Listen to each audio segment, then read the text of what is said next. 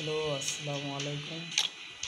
আবারও চলে আসলাম ছোট্ট একটি শর্ট ভিডিও নিয়ে। আজকে দেখবো যে ফ্রি যে 100 টোকেন, আপনারা জানেন যে সবাই ফ্রি 100 টোকেন পাইছে। এখন আমরা এই ফ্রি 100 টোকেনের মধ্যে থেকে এখান থেকে এটা বেরোনো যায় কিনা দেখি।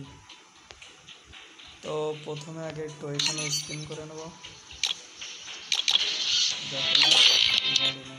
একটা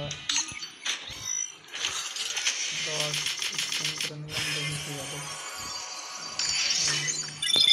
চলো, রাখলাম।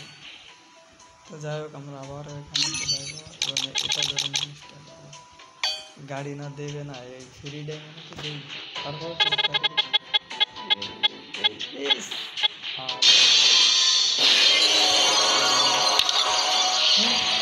अरे 9 डायमंड तो बोल रही डायमंड ये रकम है नहीं। चलो दे डायमंड अब दे दे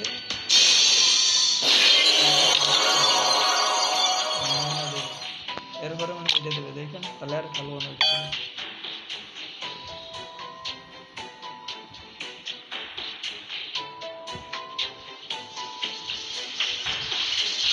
আরে ভাই নেট খারাপ, হাতে